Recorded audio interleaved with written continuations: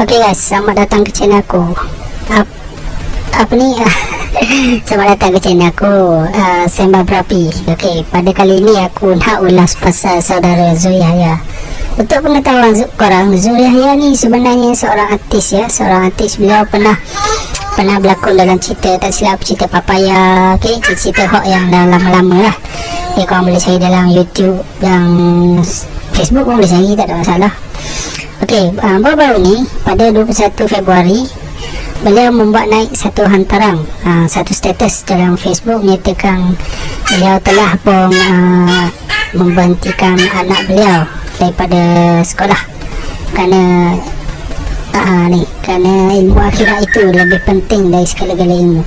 Okey, abang tak nak mempertikaikan apa yang dia cakap, tapi abang nak bagi tahulah. Okey, abang nak bagi tahu apa yang abang nak baca apa yang itu suara anak abang. Okay, sorry babe, biasalah anak-anak mesti akan kacau tanya mak bapak tengah kerja lah. Okay, dekat satu Facebook Hasbul Jalil, beliau berkata, saya kesian tengok pemikiran lebah-lebah konspirasi yang tak nak hantar anak-anak ke sekolah.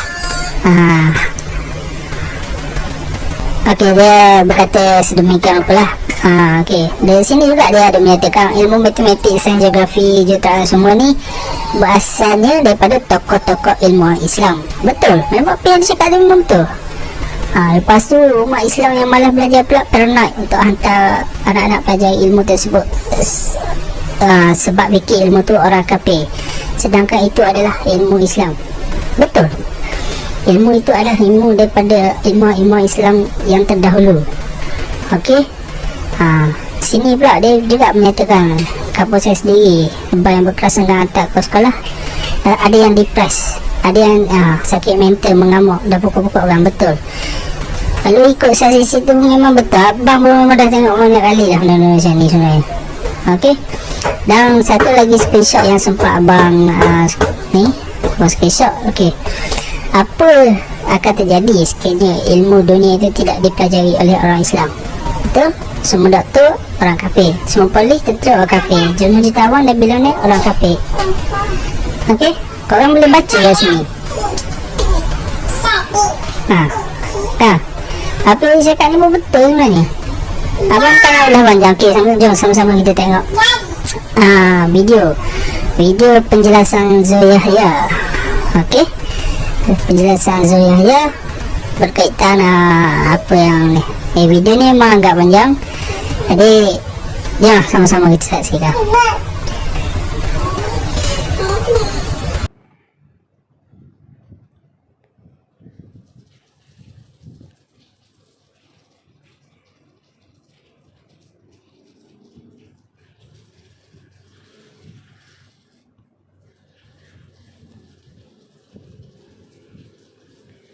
Ya, Assalamualaikum warahmatullahi wabarakatuh. Alhamdulillahi wa nasholli ala rasulih karim, amma ba'd. Ya, selamat petang semua. Selamat petang kepada para muslimin dan muslimat yang dirahmati Allah, yang dikasihi oleh Allah SWT, yang dikasihi seluruh umat. Amin. Okey, kita nak berbalik kepada topik pentingnya agama melebihi daripada segala-galanya. Pentingnya ilmu akhirat, ilmu agama daripada segala-gala ilmu, daripada segala-gala tujuan kehidupan kita hari ini untuk dapatkan akhirat, bukan tujuan kita hari ini untuk dapatkan dunia. Kita kembalikan kepada topik yang sangat hangat hari ini diperkatakan daripada isu yang saya post sebelum ini, berkenaan saya memberhentikan anak-anak saya daripada sekolah. Saya tidak membiarkan anak-anak saya membesar dalam kefakiran ilmu agama. Dalam suasana yang hari ini kita boleh lihat perubahan yang sangat mendadak dalam sistem kehidupan manusia. Dia membolehkan agama dalam anak-anak kita menjadi lebih, macam mana nak cakap, lebih teragak-agak, lebih tak selesa. Sebab itu saya berhentikan anak-anak saya daripada sekolah. Kenapa? Kerana saya nak bagi fokus tumpuan untuk anak-anak saya mendalami ilmu agama. Tak nak bagi macam saya. Saya yang fakir ilmu agama, yang jahil dalam ilmu agama, yang pernah hidup dalam kehidupan yang penuh dengan macam-macam kehidupan dunia. Jadi saya nak anak-anak saya hidup dalam suasana agama, kemanisan agama. Jadi saya berhentikan mereka sekolah. Tapi saya tidak membiarkan mereka kefakiran ilmu. Ilmu yang mana yang lebih baik bagi mereka, iaitu ilmu agama. Kerana dalam ilmu agama itu insya-Allah bila mana mereka membantu agama, pasti dan pasti Allah SWT akan bantu mereka. Allah akan bantu mereka. Dan hari ini kita tengok kehidupan kita dah melebihi 1400 tahun selepas kewafatan Nabi sallallahu alaihi wasallam. Takkan kita nak rasa lagi 1500 tahun tu dekat lagi? Jauh lagi. Dah semakin hampir dengan garisan penamat. Semakin hampir. Dalam suasana kehidupan hari ini, mampukah anak-anak muda, anak-anak kita untuk menghadapi kehidupan yang makin lama makin banyak ujian dengan iman mereka? Kalau saya tak usahakan ke atas perkara ini dalam kehidupan saya, dalam kehidupan isteri saya, dalam kehidupan anak-anak saya, tak ada fikir risau tentang agama, tak ada fikir risau tentang akhirat, bagaimana kehidupan nak berjaya, bagaimana saya nak berjaya, macam mana isteri saya nak berjaya, macam mana anak-anak saya nak berjaya. Dan kejayaan itu pun belum tentu lagi saya dapat. Saya kena usaha lagi, tambah lagi, kuatkan lagi semangat saya, korbankan lagi macam-macam, korban. Bukan saya nak membinasakan anak-anak saya, bukan saya nak menghancurkan masa depan mereka, malah saya nak menambah baik, insya-Allah. Saya tidak boleh menentukan masa depan anak-anak saya, tetapi saya boleh berusaha untuk mendapat kebaikan-kebaikan yang lebih baik di sisi Allah Subhanahu Taala, untuk menyelamatkan kehidupan mereka di dunia dan juga di akhirat. Ini faham, kena faham dengan posting saya. Kita hari ini duduk di zaman yang penuh dengan fitnah. Bagaimana keadaan akan datang? Lagi banyak fitnah berlaku, lagi banyak anasir-anasir luar datang. Bagaimana kehidupan anak-anak kita hari ini? Saya nak flashback balik kepada tuan-tuan semua. Flashback balik bagaimana kehidupan manusia di Malaysia ketika 60-an, 70-an, 80-an. Dia semakin mencabar, semakin tahun demi tahun berubah, semakin mencabar. Hari ini dah 2021, lagi mencabar. Makin lama makin mencabar, makin lama makin mencabar, makin lama makin mencabar. Kita tak nak manusia mendabik dada dengan usaha ke atas dunia sahaja-saja. Dia tak nak, saya tak nak. Saya takut benda tu. Hari ini berlaku. Kenapa Quran dan Sunnah tak boleh diangkat setinggi-tingginya hari ini? Cuba fikir, bagaimana suasana agama hari ini dalam kehidupan kita hari ini? Kehidupan umat Islam di Malaysia. Tak payah cerita tempat lain lah, cerita dalam negara kita. Bagaimana Quran dan Sunnah hari ini tak boleh nak diangkat setinggi-tingginya. Sedangkan itulah perkara yang Nabi SAW tinggalkan kepada kita sebelum Nabi wafat. Nabi tinggalkan Al-Quran dan Sunnah dalam kehidupan umat-umatnya untuk umat-umat dia berjaya dunia dan akhirat. Tetapi kita umat Islam hari ini tengok, adakah Quran dengan Sunnah diangkat setinggi-tinggi darjatnya? Apatah lagi masa akan datang. Akan datang lagi banyak ujian, lagi banyak anasir-anasir yang akan melemahkan semangat kita untuk mengangkatkan Quran dan Sunnah ni. Kalau saya sendiri tak korbankan masa anak-anak saya di sekolah, saya korbankan masa anak-anak saya untuk mengaji, untuk habiskan Quran dalam hati, untuk letakkan Quran dalam hati mereka, untuk letakkan Sunnah dalam hati mereka, untuk mereka juga dapat membawa perkara ni dalam kehidupan mereka nanti, untuk memberi manfaat kepada kehidupan manusia ketika mereka membesar nanti. Inilah yang perlu kita fikirkan. Bukan fikir kalau tak pergi sekolah tak boleh jadi doktor, tak pergi sekolah tak boleh jadi lawyer, tak boleh jadi cikgu. Adakah itu kejayaan yang dapat menyelamatkan manusia? Belum tentu lagi. Masa depan kita macam mana hari ini kita tengok. Berapa ramai pakar-pakar, dikatakan pakar-pakar hari ini, ahli-ahli hari ini, boleh tak mengangkat Quran dan Sunnah? Jawab. Kita jawab. Kita tanya dan kita jawab sendiri. Yang dikatakan pakar-pakar hari ini boleh tak mengangkat Quran dan sunnah dalam kehidupan mereka? Boleh tak mengagungkan dua perkara ni dalam kehidupan kita hari ini? Boleh tak meyakinkan Quran dan sunnah dapat memberikan kebaikan, kejayaan dan kesejahteraan dalam kehidupan kita? Ini yang dikatakan pakar-pakar ini. Tak perlulah anak-anak saya nak jadi pakar dunia. Cukuplah mereka boleh letakkan kemanisan Al-Quran dalam hati mereka, kemanisan sunnah dalam hati mereka. Kerana ini saya yakin akan membawa kejayaan dunia dan akhirat. Allah bagi tahu, Nabi SAW bagi tahu, kejayaan manusia hanya dalam agama mengikut cara Nabi Muhammad SAW.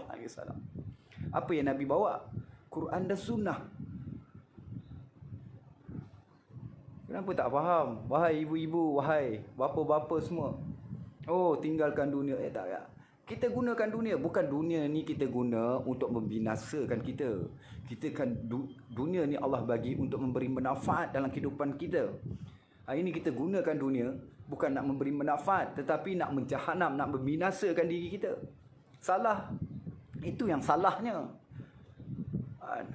Balance dunia dengan akhirat. Tapi balance tak. Hari ini dunia lebih tinggi daripada agama dalam kehidupan kita. Sehingga dunia membinasakan hati-hati manusia hari ini. Boleh lihat sekeliling ni. Kan? Bukan saya berhentikan anak-anak saya sekolah. Saya tak fikir masa depan dia sebab saya fikir masa depan mereka untuk lebih baik. Saya tak boleh menentukan masa depan mereka. Yang menentukan masa depan mereka Allah Subhanahu Wa Taala. Saya tak boleh fahamkan manusia, yang boleh fahamkan manusia hanya Allah SWT. Saya tak boleh bagi hidayat kepada manusia, yang boleh bagi hidayat Allah SWT.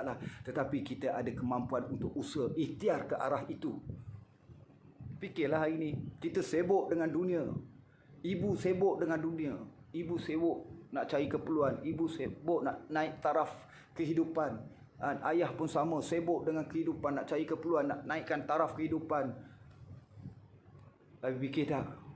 Kita sebagai ibu bapa pernah fikir tak nak meningkatkan taraf agama dalam kehidupan anak-anak kita? Benda penting hari ini. Benda sangat-sangat penting dalam kehidupan kita hari ini. Bukan zaman agogo. Bukan zaman Elvis Presley. Yang kita boleh rasa selesa lagi. Kehidupan dunia ni masih panjang. Nabi SAW bagi tahu dunia ni ibarat wanita yang tua. Yang sangat-sangat tua. Tetapi kita tak faham. Apa yang Nabi tinggalkan kepada kita, kita tak ambil berat, tak ambil tahu. Tetapi manusia yang hari ini memberitahu perkara-perkara dunia, kita ambil berat. Kita ambil tahu. Sebab yakin kita kepada dunia yang dapat menyelamatkan kita. Yakin pada dunia yang memberikan kesembuhan. Yakin pada dunia yang dapat memberikan kesejahteraan. Ini kita hari ini macam fikir sendiri. Fikir sendiri. Fikir secara logik. Berkata dalam hati kita ni, betul tak betul apa yang kita usahakan selama ni? Wahai ibu-ibu semua, fikir sejauh mana kita boleh bagi agama dalam kehidupan anak-anak kita. Anak-anak tu bukan hak kita, bukan hak saya. Anak-anak Allah bagi bukan hak saya. Saya nak tentukan masa depan diorang. Bukan hak saya. Itu amanah. Amanah yang Allah SWT hadirkan kepada saya, kepada isteri saya, untuk bagi agama, bagi kehidupan yang lebih baik di sisi Allah SWT. Kenapa kita susah nak faham benda ni? Kenapa kita tak boleh nak baca setiap posting saya tu? Kenapa tuan-tuan tak boleh baca setiap posting saya tu? Bukan posting yang menjahanamkan, membinasakan manusia. Posting saya tu mengajak untuk kebaikan. Mana lebih baik ilmu akhirat dengan ilmu-ilmu yang ada kat dunia ni? Mana yang lebih baik? Takkanlah kita bawa ilmu agama, bawa ilmu akhirat, Allah tak pedulikan kita. Sudah pastinya kita bantu agama, kita naikkan agama dalam kehidupan kita, dalam kehidupan anak-anak kita. Pasti dan pasti Allah akan bantu kita. Bahkan Allah akan muliakan kita di dunia lagi. Bila kita bantu agama, Allah akan muliakan kita lagi. Sebelum kita mati, Allah dah muliakan kita lagi. Kenapa tak percaya? Kenapa kau yakin perkara dunia yang lebih memuliakan kita daripada perkara-perkara akhirat, perkara-perkara agama? Ini yang berlaku. Kebanyakan ini yang berlaku. Allahu Akbar. Kata saya gila, saya sesat, saya jumut, Saya dah hilang pedoman, saya dah ikut ajaran sesat apa semua. Tengok pemikiran kalian semua sampai ke tahap itu. Tak apa, alhamdulillah, saya posting itu satu benda yang bagus sebenarnya. Allah bagi keupayaan saya. Allah yang gerakkan semua ni. Untuk apa? Untuk kita nampak betapa lemahnya saudara-saudara Islam kita. Hati-hati mereka sangat lemah. Ini tanggungjawab kita hari ini. Untuk bangkitkan balik Al-Quran dan Sunnah. Untuk bangkitkan balik agama dalam kehidupan kita. Sebab itu pentingnya dakwah dalam kehidupan. Walaupun dia tu jahil, walaupun dia tu baru nak kenal agama, tapi dia ada hak untuk berdakwah. Sebab apa? Nak mengajak manusia untuk kenal Allah sungguh-sungguh. Untuk yakin dengan Allah sungguh-sungguh. Hari ini berapa ramai manusia yang yakin dengan Allah. Kalau tak pergi kerja tak makan. Kalau tak makan ubat tak sihat. Allahu Akbar. Bagaimana kehidupan kita hari ini? Di mana kebergantungan kita? Di mana kita punya pengharapan?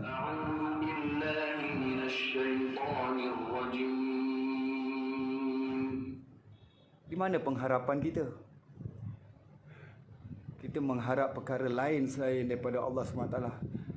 Allah hadirkan Al-Quran dalam kehidupan kita hari ini. Allah hadirkan Al-Quran dalam kehidupan kita ini. Untuk apa? Untuk apa ni? Untuk jadikan kita umat Nabi Muhammad SAW yang berkualiti. Kenapa tak yakin dengan perkara ni? Kenapa yakin perkara lain? Kenapa tak diusaha sungguh-sungguh untuk dapatkan kelebihannya? Kenapa Allah hadirkan benda ni? Setiap surah yang Allah hadirkan ni penuh dengan hikmah, kelazatan, kemanisan, kejayaan. Kenapa kita tak yakin dengan perkara ni? Susah kita nak fahamkan diri kita kan. Sebab kita bukan ada kemampuan untuk nak fahamkan diri kita pun kita susah nak faham. Kita tak ada kemampuan. Kita kena usaha baca, faham, kaji, terima setiap benda. Nampak perkara akhirat ni diterima dengan baik. Bila orang cerita tentang akhirat, kena terima dengan baik. Sebab perkara akhirat tu perkara yang sangat-sangat besar nilai dia. Tak ada lagi kematian dah selepas tu. Bila di akhirat nanti tidak ada lagi kematian.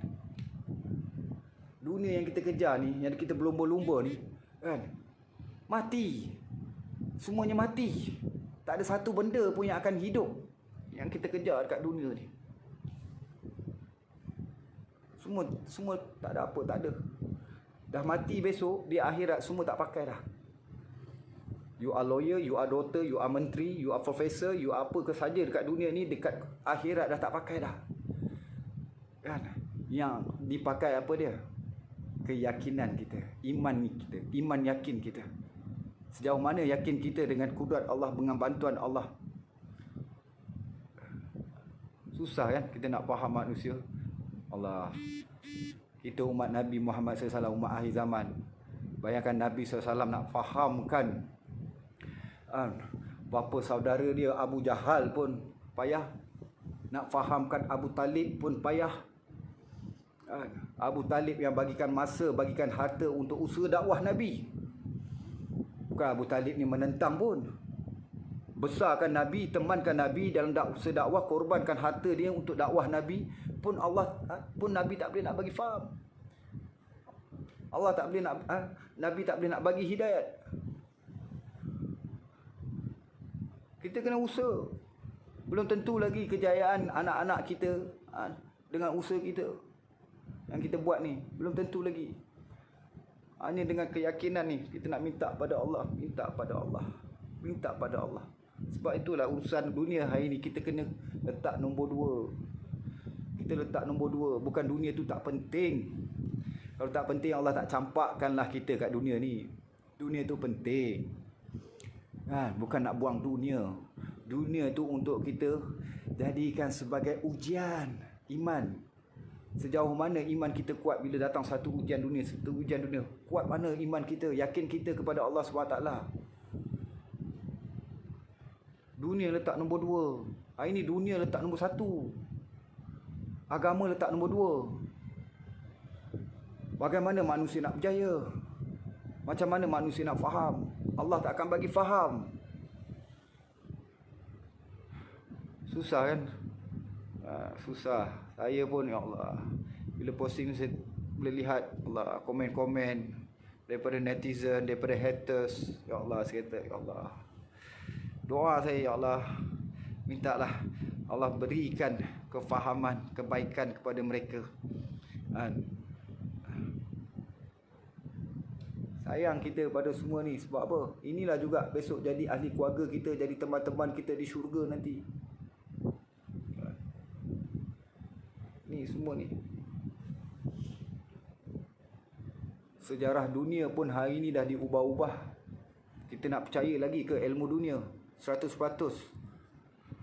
Quran tak boleh ubah, bro. Quran tak boleh diubah-ubah Quran. Tapi ilmu dunia boleh diubah-ubah. Sejarah dunia boleh diubah-ubah, tapi Quran tak boleh diubah. Kena faham. Kita nak meyakini ilmu dunia ni berlebihan, Allah. Tak boleh. Tak boleh. Nak kena yakin agamalah yang membawa kejayaan. Ilmu agama, ilmu akhirat ni lah yang akan membawa kejayaan. Tengoklah hari ni. Kita tengok hari ni suasana kita. Kita letakkan kepada siapa hari ni? Kita letakkan kepada siapa untuk dapatkan kejayaan hari ni? Kita letak pada siapa? Tanya pada diri sendiri, siapa kita letak? Kita minta pertolongan daripada siapa hari ni? Tanya. Kita minta pertolongan daripada makhluk ataupun kita minta pertolongan daripada Allah? Mana yang lebih? Kita tengok rata-rata manusia hari ni minta pertolongan daripada Allah ke minta pertolongan daripada makhluk? Balance tak? Kata dunia dengan akhirat ni kena balance. Balance tak? Kita minta pada makhluk berlebih-lebihan. Dengan Allah ni sikit-sikit. Kadang-kadang, jarang-jarang je kita minta pertolongan daripada Allah. Sedih doh. Sedih bro. Sedih. Sedih kita nak fahamkan manusia, sedih bro. Tapi ini jugalah kewajipan kita. Selagi kita hidup, kita kena ajak.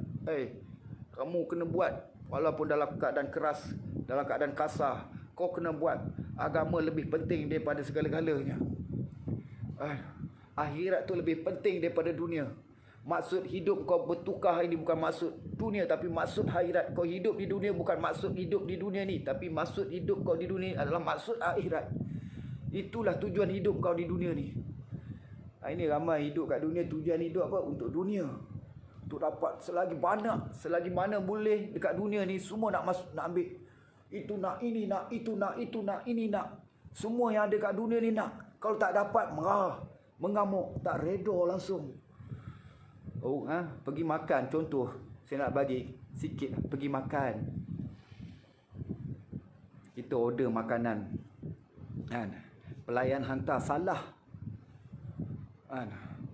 minta mi goreng kering, orang tu bagi mi goreng basah. Kita salah, aku minta mi goreng kering, kenapa kau hantar mi goreng basah? Tukar. Tak terima. Sedangkan itulah ketentuan Allah, itulah rezeki kita. Kita kena makan mi goreng basah, bukan mi goreng kering. Kita minta TO, orang hantar kopi O. Kenapa orang hantar kopi O? Tetapi itulah rezeki kita, TO. Benda kecil je lah. Benda kecil je. Kita nak terima, tak terima. Kalau orang yang yakin, inilah rezeki aku hari ni. Aku minta kopi O. Aku minta TO, orang hantar kopi O. Rezeki aku hari ni kopi O. Ada tak kita boleh fikir macam tu? Itu benda kecil je hari ni. Mudah berlaku.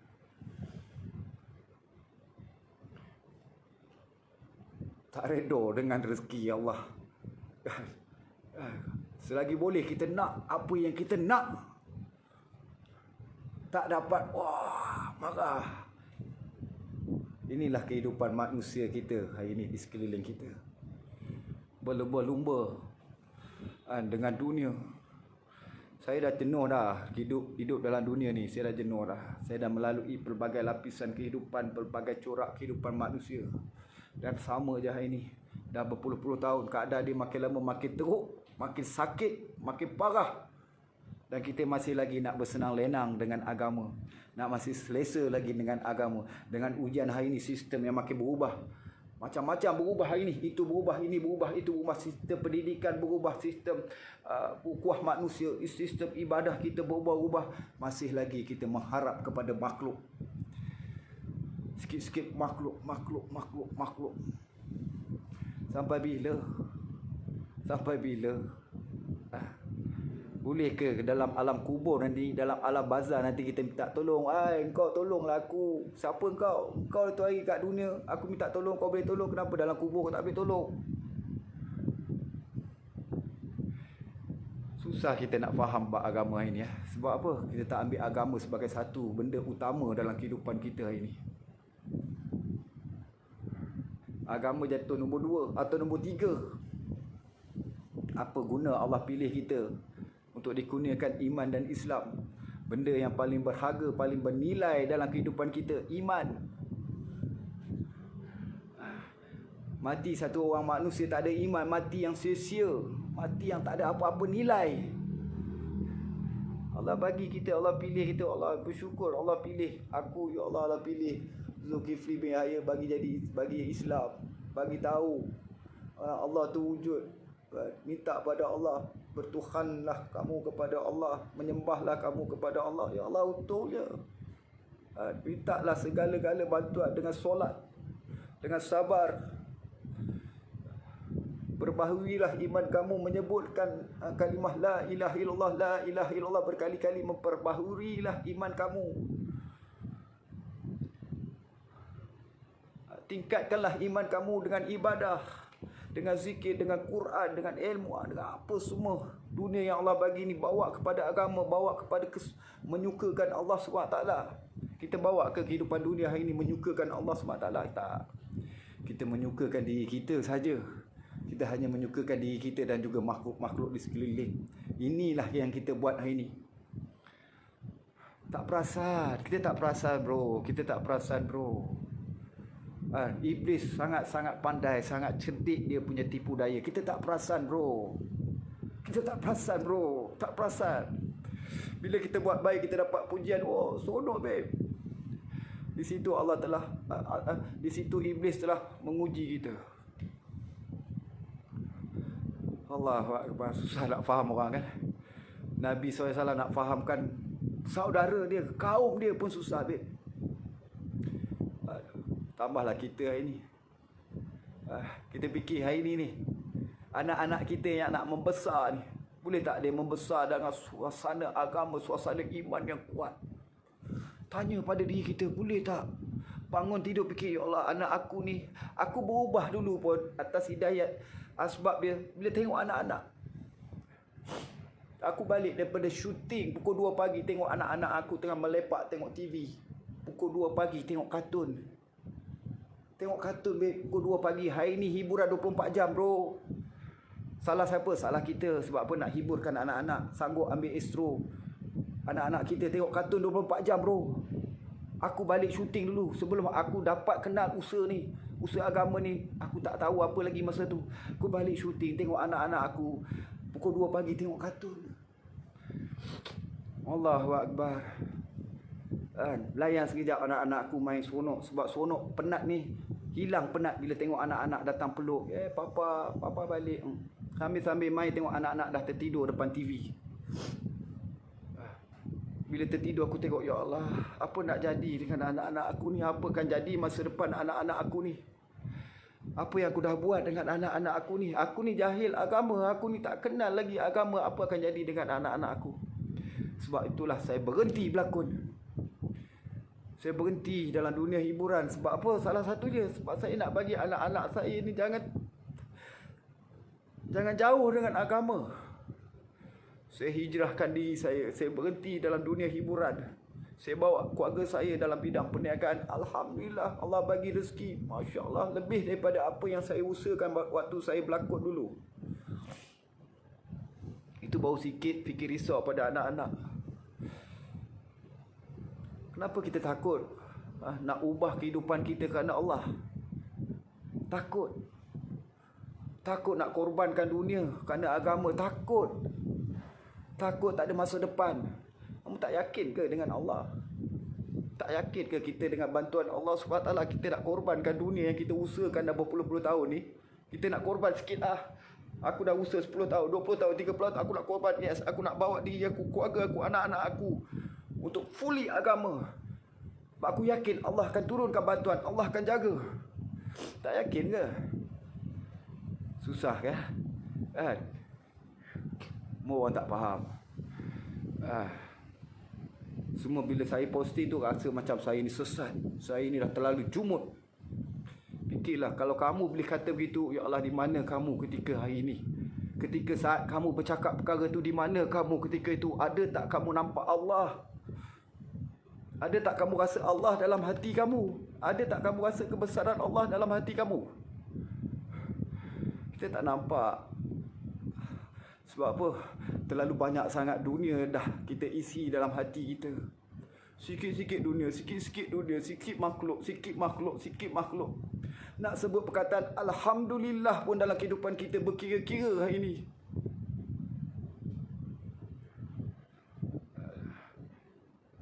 Saya tak ada ilmu yang tinggi, tetapi sikit-sikit Allah bagi faham pada saya yang mana lebih utama dalam kehidupan saya hari ini, dunia ataupun agama. Susah kita nak faham. Kalau kita tak usaha, tak korban, susah Allah nak bagi faham. Nak bagi faham, nak minta Allah bagi faham pada kita, kita kena korban. Kena korban. Bagaimana Nabi SAW korbankan dia punya kemuliaan di kalangan orang Quraisy, di kalangan pembesar-pembesar Quraisy. Nabi ini somebody. Bagaimana Sayyidina Siti Khadijah radhiyallahu anha korbankan dia punya title. Tapi di mana kemuliaan mereka yang Allah beri? Allah, sehingga hari ini tak henti-henti ganjaran, berlipat-lipat ganda ganjaran, tak henti-henti mengalir Allah berikan kepada mereka. Susah kita nak faham lagi kita tak buat pengorbanan. Kita tak cerita bab agama, kita tak cerita bab kebesaran Allah, kita tak nak yakin ya Allah itu yang mampu menyelesaikan semua masalah kita. Kita letakkan vaksin yang boleh menyembuhkan, vaksin yang boleh menyelesaikan masalah semua. Sunnah belum mampu. Kita tak yakin dengan percakapan Nabi SAW. Allahu Akbar. Nabi itu utusan Allah. Setiap perkataan yang Nabi sampaikan kepada kita adalah datangnya daripada Allah. Bukan Nabi suruh suka-suka dia nak cakap.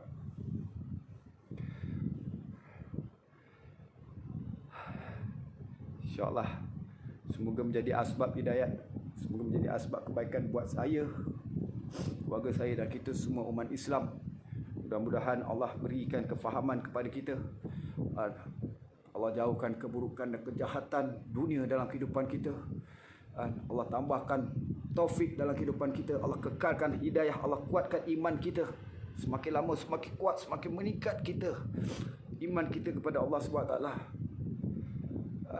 Ini kena minta hari-hari. Kita bantu agama, pasti dah pasti Allah akan bantu kita. Itu je. Apa yang kita boleh bantu agama? Hidupkanlah suasana agama dalam kehidupan kita. Hidupkanlah Al-Quran, hidupkanlah sunnah. Kalau kita itu pun tak boleh nak bantu, macam mana Allah nak bantu kita? Sebab itulah hashtag kita jaga kita tak boleh pakai. Kena tukar. Siapa yang jaga kita? Siapa yang bagi makan pada kita? Siapa yang bagi rezeki? Siapa yang bagi kesihatan? Siapa yang bagi kehidupan? Allah.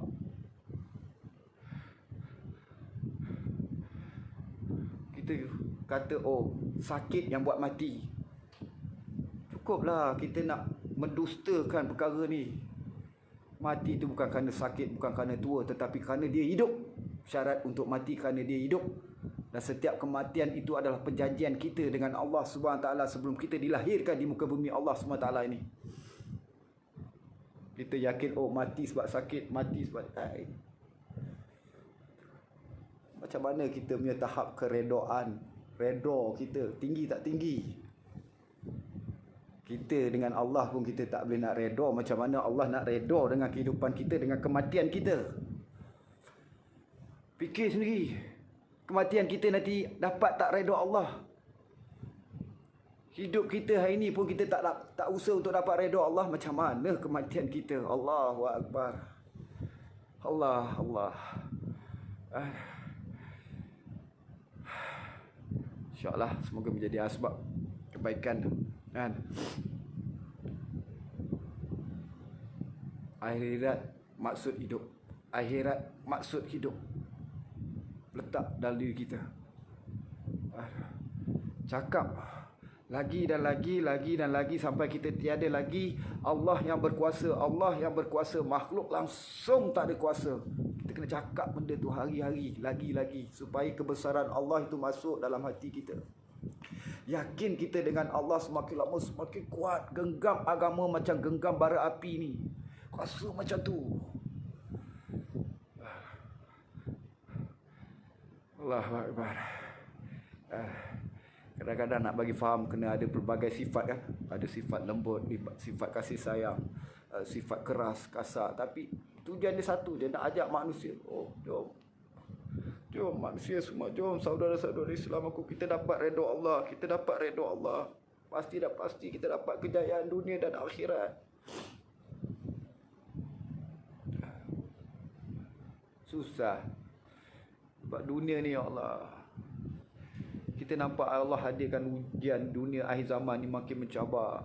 Kita boleh tengok macam-macam teknologi berlaku, macam-macam kecanggihan berlaku, handphone dan sebagainya. Semua ni, ini semua fitnah. Kereta besar, fitnah. Rumah besar, fitnah. Kemajuan yang besar, fitnah. Teknologi yang besar, fitnah. Tak sedar kita hari ni.